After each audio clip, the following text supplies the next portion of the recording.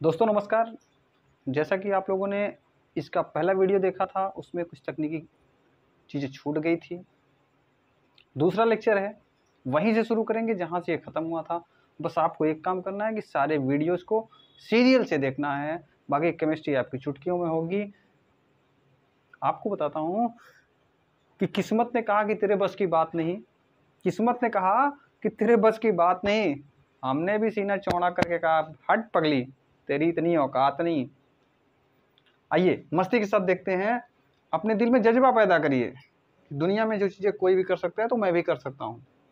एक एक चीज़ को, सॉलिड लिक्विड गैस को हम लोगों ने स्टार्ट किया था। एक एक चीज़ को देखेंगे और फिर देखेंगे कि होती क्या है। आइए देखते हैं। हमने कहा था कि सॉलिड चीज़ें क्या होती हैं बेटा। चलिए आइए देखते हैं कि चीज़ें होती क्या हैं, और बिल्कुल आराम से समझेंगे, दिमाग पे जोर नहीं देना। मैंने कहा था मेरी क्लास में देखिए, आप लोग अपने दिमाग पे जोर मत दीजिएगा, मैं हूँ। देखिए क्या होता है कि हमारे जो अणु हैं, किसी भी ठोस के, किसी पदार्थ के जो अणु होते हैं, कई अणुओं से मिलकर बना होता है। तो उसके अणु देखो बेटा, यहाँ पे अगर ध्यान से हम देखते हैं तो इतने फंसे हैं। मैंने कहा था कि अगर 200 लोगों को एक छोटे से कमरे में पैक कर दिया जाए तो उसका हाथ ऐसे उठा है तो उठा रहेगा, अब गिर थोड़ा जाएगा। बगल से कोस्ट हट गया, उसके बगल भीड़ भाड़ में गए हो ना आप लोग, तो फिर कंजेस्टेड मैटर हो गया यार, आप कहाँ भागे। बेटा सॉलिड के अणु ना इतने पास पास होते हैं, इतने पास पास होते हैं कि बेचारे भाग ही नहीं पाते।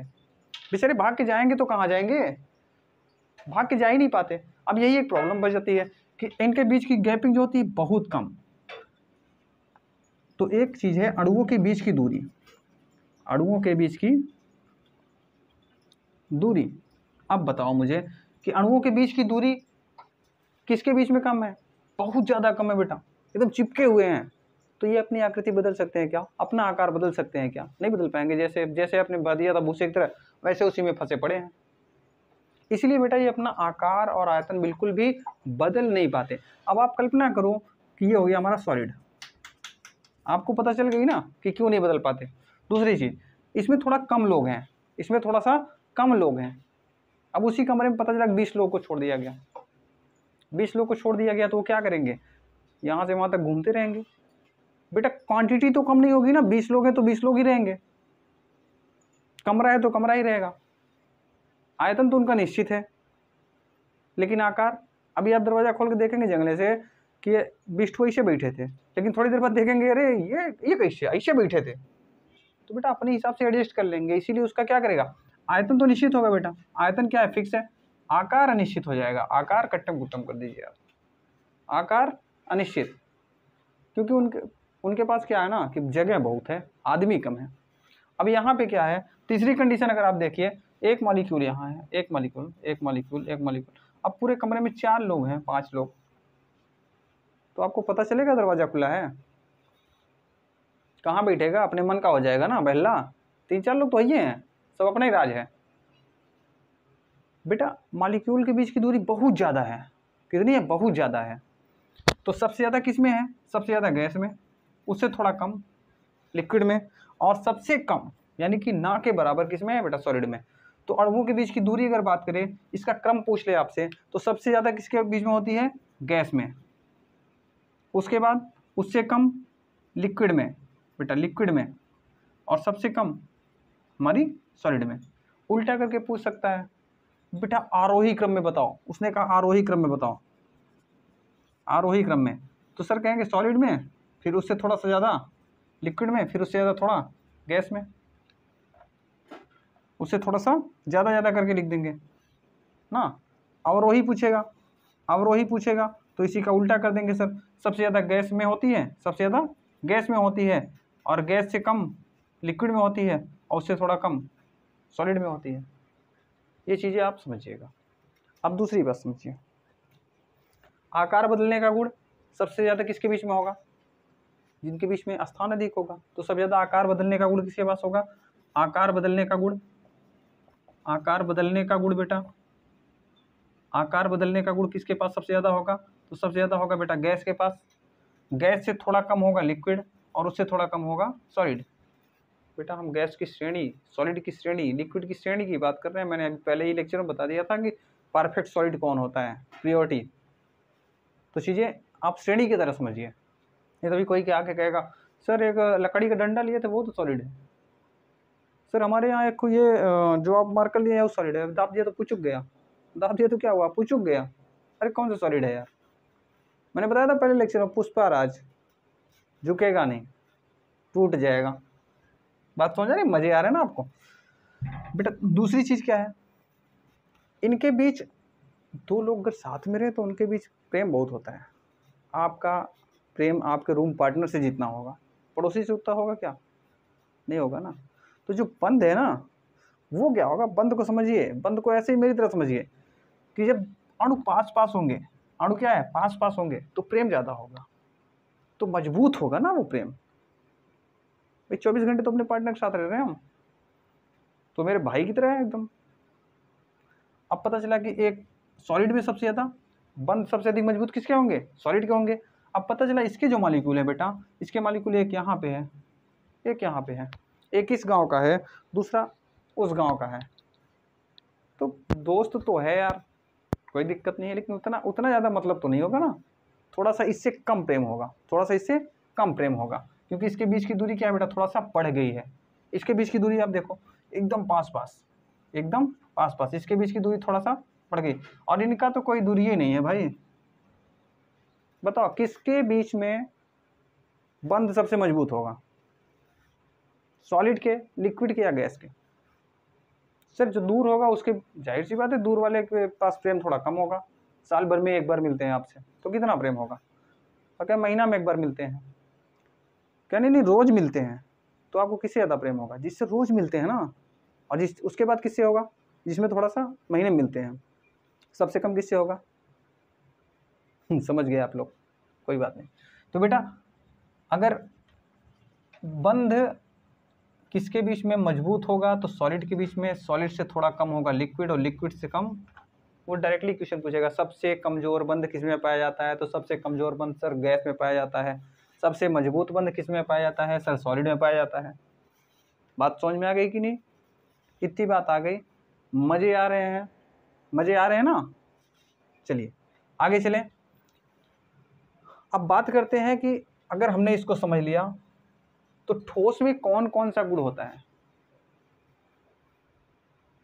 ठोस में कौन कौन सा गुण होता है। पहले हमने देखा कि ना तो ये आकार बदलता है, आकार नहीं बदलता सर। दूसरा आयतन नहीं बदलता सर। तीसरा अणुओं के बीच की दूरी, अणुओं के बीच की दूरी सबसे कम होती है सर, सबसे कम, अणुओं के बीच की दूरी क्या होती है, सबसे कम। चौथा अगर बात करें तो बंध क्षमता, बंध क्षमता सर सबसे अधिक, क्योंकि बहुत पास पास होते हैं, याद रखना बहुत पास पास होते हैं, सबसे अधिक। बेटा ये 4-5 चीजें आपको कंफर्म हो गई। चलिए डेंसिटी सबसे ज्यादा सॉलिड में होती है, डेंसिटी की बात कर लेते हैं, घनत्व की। चलिए घनत्व की बात कर लेते हैं, घनत्व की भी बात कर लेते हैं, लेकिन उससे पहले मैं 2-4 क्वेश्चन आपसे पूछूंगा होमवर्क के रूप में, उसको आप लोग रिपीट करिएगा, वीडियो को 2 बार 3 बार देख लीजिएगा, आपको याद करने की ज़रूरत बिल्कुल नहीं पड़ेगी, मैं पहले ही बता चुका हूँ। और आप लोग को मज़ा आ रहा है तो लाइक करिए, सब्सक्राइब करिए और शेयर करिए, अपने मित्रों को भेजिए जिनको आप बहुत प्रेम करते हैं, कि वो भी आपकी तरह तेज तराक हो जाएँ, सही चीज़ें पढ़ें। तो इस प्लेटफॉर्म के जरिए आपको मैंने पहले बता दिया था सारी चीज़ें मिलेंगी, physics chemistry math biology English सारी चीज़ें मिलेंगी, आपको किसी और प्लेटफॉर्म पर जाना नहीं है, सारी चीज़ें आपको प्रोवाइड की जाएंगी। और हमारे यहाँ सबसे बेहतरीन टीचर हैं, जिस हिसाब से आपको केमिस्ट्री में मज़ा आ रही है वैसे ही फिजिक्स में आएगी, वैसे ही मैथ में आएगी, इससे भी अच्छी तरह पढ़ाते हैं लोग। लेकिन हमारे प्लेटफॉर्म से अच्छा आप सर्च करके देखिएगा कि कहीं नहीं पढ़ाते। मैं ये नहीं कह रहा हूँ कि धरती वीरों से खाली नहीं है, लेकिन अगर आपको अच्छा लग रहा है तो लाइक करिए, सब्सक्राइब करिए और शेयर करिए। आइए देखते हैं घनत्व बराबर क्या होता है। बेटा हम लोगों ने पढ़ा था डेंसिटी, बचपन में पढ़ा था ना, कक्षा 8वीं में पढ़ा होगा हम लोगों ने बेटा, द्रव्यमान बटे आयतन। अब किसी ने पूछा है कि सर घनत्व, बेटा एक बात बताओ, जब चीज़ें जो होती हैं पास पास सटी रहेंगी तो अधिक मालिक्यूल इसके बीच में आएंगे कि नहीं आएंगे? अगर अधिक मालिक्यूल होंगे तो वेट बढ़ेगा कि मास बढ़ेगा, मुझको बता दो। फिजिक्स वाले सर जी आपको पढ़ाए होंगे कि डिफरेंस बिटवीन बेटा मास एंड वेट। आप मुझको बताओ कि मास क्या होता है और वेट क्या होता है, दो अलग चीज़ें हैं। ऐसा थोड़ा ना कि कह दिया अरे वही 5 किलो होता है। सर 5 किलो क्या है, ये भार है या द्रव्यमान है? बेटा ये द्रव्यमान है या फिर भार है, या फिर इनके बीच रिलेशन क्या है? बेटा इनके बीच एक रिलेशन होता है। मास को m से लिख दिया, w से इसको लिख दिया, तो बात को समझना कि m is directly proportional to w, अर्थात जो आपका द्रव्यमान है, मास है, सीधा सीधा निर्भर करता है वेट के ऊपर। बेटा जब भी किसी, ये फिजिक्स का पार्ट है, थोड़ा सा समझ लेना कि m बराबर g इंटू डब्लू, ऐसे लिखते क्या? नहीं, इसको लिखते w बराबर k इंटू एम। ये कांस्टेंट है बेटा, ये कांस्टेंट, इसी को हम कहते हैं ग्रेविटेशनल एक्सीलरेशन। तो ये बन जाता है w बराबर m इंटू जी। अच्छा बेटा ये नियतांक है कि स्थिरांक है, ये आपका होमवर्क है। ये जो जी है गुरुत्वीय त्वरण है, क्योंकि धरती पे हर जगह, या तो धरती के बाहर जाओगे कहीं भी जाओगे तो ये हर जगह बदलता रहता है। समझना बात को कि जब ये बदलता रहता है तो क्या कर सकता है, ये बहुत कुछ कर सकता है, बहुत खेला कर सकता है आपके साथ। कि पता चला कि चंद्रमा पे जी का मान क्या होता है बेटा? 1.6 होता है बेटा, मीटर पर सेकंड स्क्वायर। अच्छा कुछ लोग को ये कन्फ्यूजन होता है कि सर 1.6 कैसे होता है, मैं बता रहा हूँ वो भी। ये GM है, ग्रेविटेशनल एक्सीलरेशन ऑफ मून, ये मून का हो गया।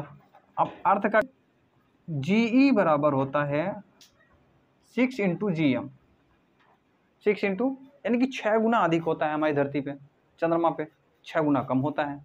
या तो इसको कुछ लोग कहते हैं कि चंद्रमा पे धरती के वजन का GE/6 कर दो तो GM का मान पता चल जाता है। अब बेटा आप इसको 9.81 को अगर 6 से भाग करोगे तो 16 6 96 1.6 समथिंग तो जाएगा, 67। तो मैंने डायरेक्टली लिख दिया था, ठीक है। तो ये क्या होता है, ये यहाँ पे याद रखना। अब जब मॉलिक्यूल पास पास होंगे, अपने केमिस्ट्री पे आओ, तो मॉलिक्यूल पास पास होंगे तो उसका मास बढ़ेगा ना, मास बढ़ेगा। तो बेटा मास किसके ऊपर निर्भर कर रहा है? घनत्व के ऊपर, तो घनत्व भी बढ़ेगा। मास बढ़ेगा तो घनत्व भी बढ़ेगा, और मास कम होगा, द्रव्यमान कम होगा तो घनत्व भी कम होगा।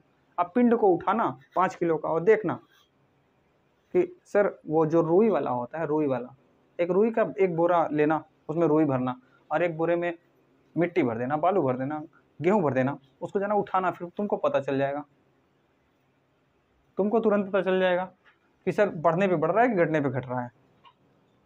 चलिए आइए देखते हैं। इतनी बातें समझ में आ गई है। जिसने पिछला वाला लेक्चर नहीं देखा है वो देख लेगा, उसको देखना पड़ेगा।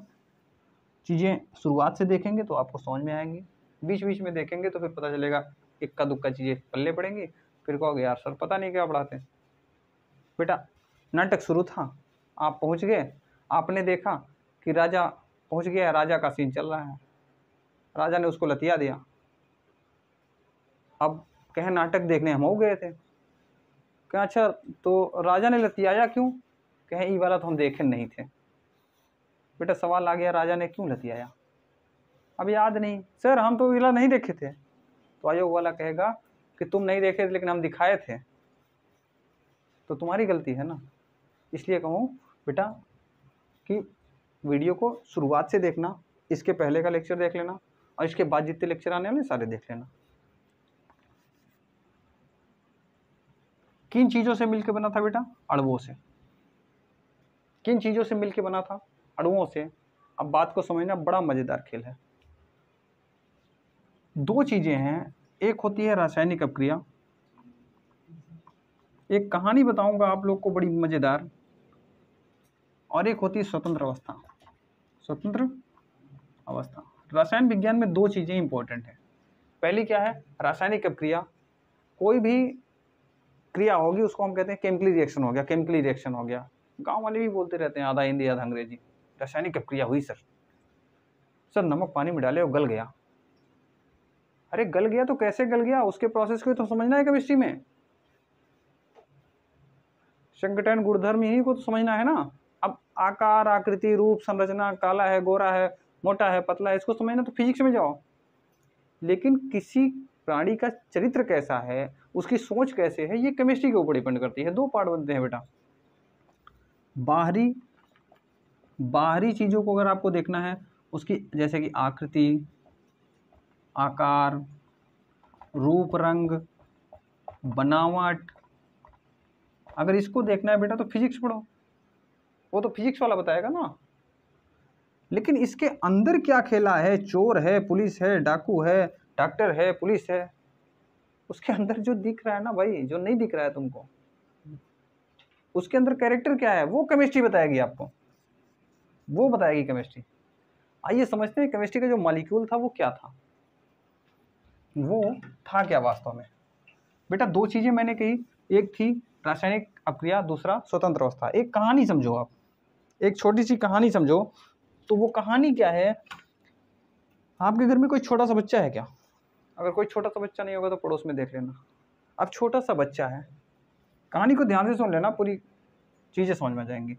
ये जो छोटा सा बच्चा है भाई, ये छोटा सा बच्चा जो है, इसको ध्यान से देखो तो ये क्या करता है, खाना तो खाएगा ना, लेकिन अकेले घूमने नहीं जा सकता भाई, अकेले घूमने नहीं जा सकता, क्योंकि इसको डरवाए रखेंगे कि बाबा जी पकड़ ले जाएंगे, भूत आएगा, चुड़ैल आती है, कुत्ता काट लेगा, बाबा जी झोला में लेके जाएंगे।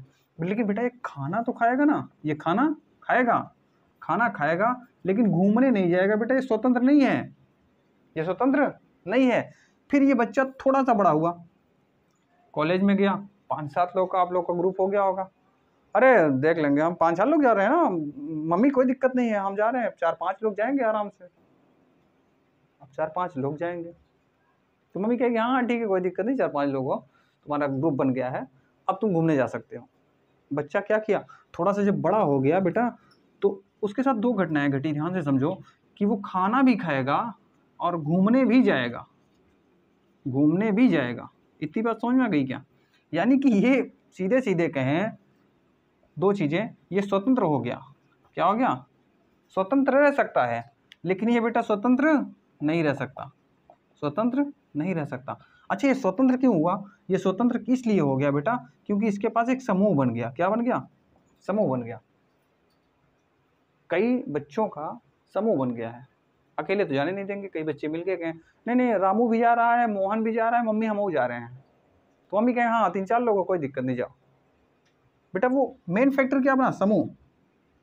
ऐसे ही हमारी केमिस्ट्री है। अब यहाँ पे देखो अणु, और यहाँ पे एक इसका पार्ट है छोटा सा परमाणु, इसको क्या कहते हैं, एटम, इसको कहते हैं बेटा मॉलिक्यूल, और फिर यहाँ पे आ जाएगा एलिमेंट, यानी कि तत्व। बेटा समझना कि अणु और परमाणु है ना, ये इसी के पार्ट है। सबसे छोटा कौन है? परमाणु। उससे थोड़ा बड़ा कौन है? अणु। उससे सबसे बड़ा कौन है? एलिमेंट, तत्व।